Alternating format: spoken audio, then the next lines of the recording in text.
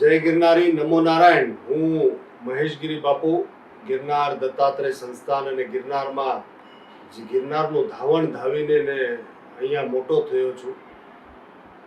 ધર્મના માટે જીવન ખપાવીને આગળ વધી રહ્યો છું અને આજ ગિરનારની છાયામાં રાણપુર અને કેટલાક એવા ક્ષેત્રો છે, પરબવાવડી, આપાગીગાનો સ્થળ આપણે સત્તાધાર કહીએ, ચલૈયાનું ધામ, કે જ્યાં ભક્તોએ કેટલાક એવા આદર્શ આપણા માટે આપ્યા છે।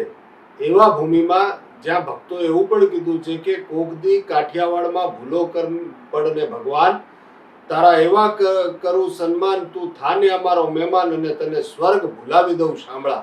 આવા સંસ્કારોની ધરતી ઉપર હમણાં જ મને ગામના છોકરાઓએ વિડીયો બતાવ્યો અને વિડીયામાં મેં ગોપાલ ઇટાલિયનો એ વિડીયો હતો અને વિડીયામાં મેં જોયું અત્યારે એક બિન ઉત્પાદક અને બિન વૈજ્ઞાનિક પ્રવૃત્તિ પાછળ પોતાનો સમય ને પૈસા બગાડે છે। સત્યનારાયણની કથા કરશે, ભાગવતની કથા કરશે, ફલાણું લોકડું ઢીકડું કરશે, પૂછડું કરશે, તો આ બધી ફાલતુ પ્રવૃત્તિઓ છે। ધાર્મિક પરંપરાઓના નામ ઉપર અનુસરવામાં આવતી ફાલતુ પ્રવૃત્તિઓમાં દરેક માણસ પોતાનો પૈસા અને સમય બગાડે છે। લાકડાના ભારાવાળો કઠિયારો, કલાવતી, લીલાવતીની જૂની ગૂંચવાઈ ગયેલી હજારો વર્ષો જૂની કેસેટો ઘૂસતા કરે છે।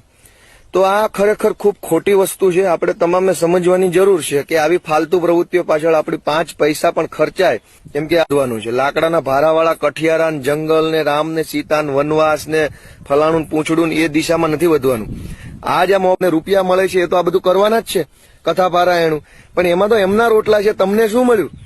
તમે નવી પેઢીના આજ પાટીદાર સમાજ અનામત માગે છે, એમાંથી જ ઘણા બધા પાટીદારો કથાઓ કરીને બેઠા છે 5-5 લાખ રૂપિયા બગાડીને। તો એ 5 લાખ રૂપિયા બગાડી કોઈક સત્યનારાયણની કથામાં કલાવતી ને લીલાવતી શું કરે છે એ જ જાણશે, જે કે આપણને ખબર છે કેસેટ ઘસાઈ ગઈ છે। અને બધા ફાલતુ વાતોમાં કથામાં જઈને હિજડાની જેમ તાળીઓ પાડે છે। મને તો શરમ આવે છે આવા લોકો ઉપર અને ગુસ્સો આવે। એટલે હિજડાની જેમ બધી પરંપરાઓમાં તાળીઓ પાડવા વાળા છક્કાઓ છે, એમનીથી આપણને કોઈ જરૂરત નથી। બકવાસ એક આવીને લવારા કરે જાય સ્ટેજ ઉપરથી, મંચ ઉપરથી, કોઈક બાવો બાવી, સાધુ સાધ્વી જે હોય તે, અને આપણે બધા ઈજડાની જેમ તાળીઓ પાડવાની। મારી તમારી માતા બહેનોને પણ રિક્વેસ્ટ કરવી જોઈએ કે હે મારી માવડીઓ, હે મારી બહેનો, હે મારી દીકરીઓ, કથાઓમાં કે મંદિરોમાં તમારું કઈ વળવાનું છે નહીં, એ શોષણના ઘર છે। તો કથાઓમાં જે નાચવાના બદલે મારી બહેનો, મારી માવડીઓ આ વાંચો કે જે ભાષા વાપરી છે ને ધર્મના માટે, ધર્મ ને ભોગતા હોય એવા ભક્તો માટે મંદિરમાં ના જવું જોઈએ। કથાઓમાં નાચવા વાળા બહેનોને માતાઓને, આપણા બહેનો માતાઓને નાચવા વાળા કીધા એને, જે કથાઓમાં આપણા વડીલો જાય છે, બા બાપુજી જાય છે ને હિજડા કહી રહ્યો છે, આ જે ઘૂસ્યો છે આપણા ક્ષેત્રના અંદર આવીને આવું બધું બોલીને અત્યારે બધા મંદિર ફરી રહ્યો છે। ભગવાન રામનું પૂતળું ને એવું બધું કહીને પોતે રામ મંદિરમાં જઈને સભાઓ કરી રહ્યો છે। અને હું તો એમ કહું છું કે જે પોતાના માતા દીકરીઓને નાચવા વાળી કહી રહ્યો છે, આપણા ભક્તોને હિજડા કહી રહ્યો છે, દરેક ગામના અંદર છાજિયા લેવા જોઈએ બહેનો દીકરીઓએ અને આને ગામમાંથી ભગાડી મૂકો દેવો જોઈએ। અત્યારે મંદિર જઈ રહ્યો છે કોઈ પૂજારી, મુખિયાઓ, હું એમને અપીલ કરું છું કે મંદિરમાં ઘૂસવા નહીં દેતા। આ જે રાવણ અને કંસ અને એવા બધા જે થઈ ગયા, કળિયુગનો ધર્મને ધતિંગ કરવા વાળો આ આવ્યો છે, અત્યારે ધર્મના નામે દુષ્પ્રચાર કરીને હવે અત્યારે ધર્મનો આશરો લઈને પ્રચાર કરી રહ્યો છે, મંદિરને શોષણનું ઘર કહી રહ્યો છે। આ ગામડે બધા ગામના લોકો મળીને રામજી મંદિર બનાવે છે, તો હું શું એ શોષણનું ઘર છે? અરે ધર્મ છે તો તમે નમે છીએ। આ બા ને બા આપણે કહીએ છીએ ધર્મના લીધે, બાપુજીને બાપુજી કહીએ છીએ ધર્મના લીધે।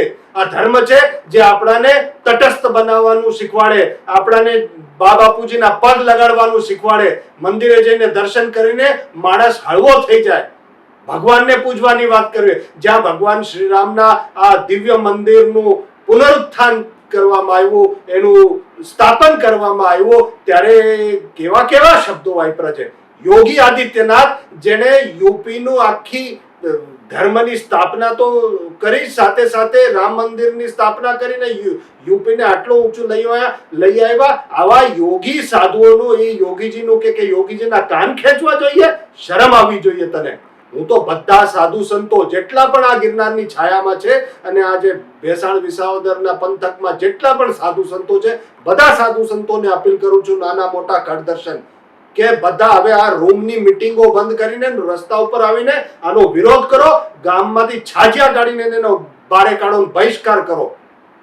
કેવું બોલ્યો છે બધા ભૂદેવો માટે, બ્રાહ્મણો માટે કેવું બોલ્યો છે બધા બ્રાહ્મણોએ.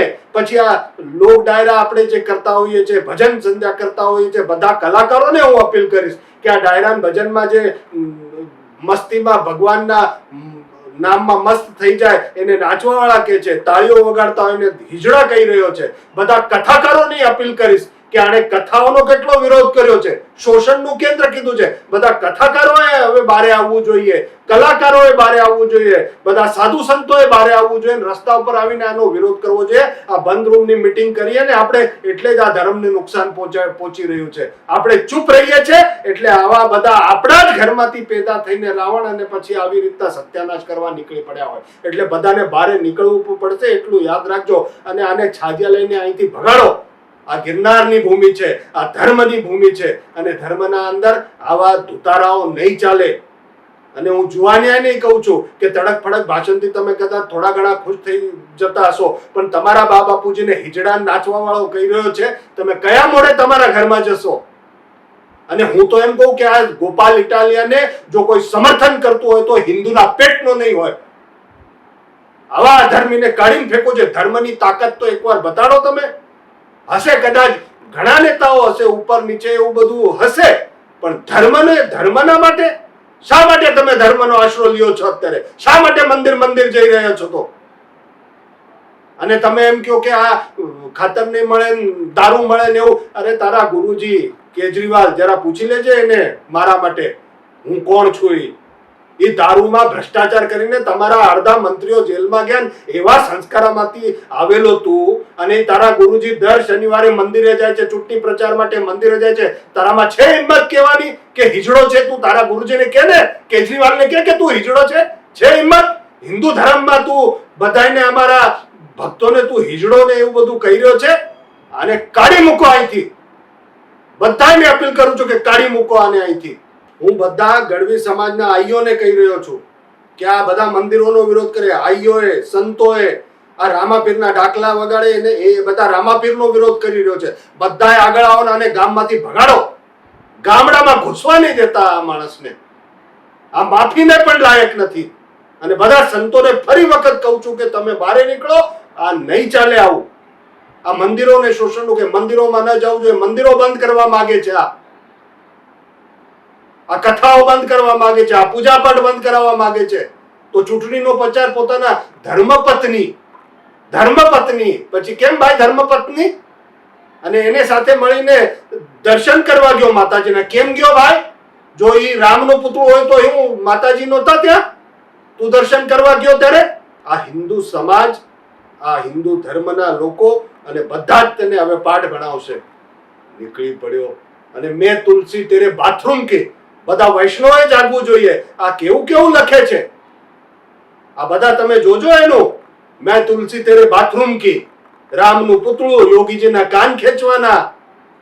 સાધુ સંતોને, કથાકારોને, કલાકારોને, ડાયરા ભજનના કલાકારોને અને એમાં જવાવાળાને, હિજડાને, તાળીઓ વગાડવાળા, નાચવાવાળા કહી રહ્યો છે અમારા બહેનો દીકરીઓને, માવડીઓને, બધાએ ભાભાઓને, જુવાનિયાને ગેરમાર્ગે દોરી રહ્યો છે.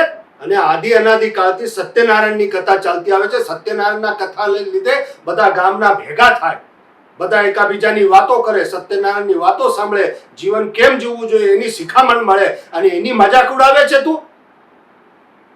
બિચારા અમારા ભોળા માણસો છે અહીંયા બધા ગામડાના, એને ભરમાવાનું કામ કરે છે. સત્યનારાયણની કથાની એના બધા વિરોધ કરીને તું કરે છે. તું કેવા શું માંગે છે? આ સાખી નહીં લેવાય.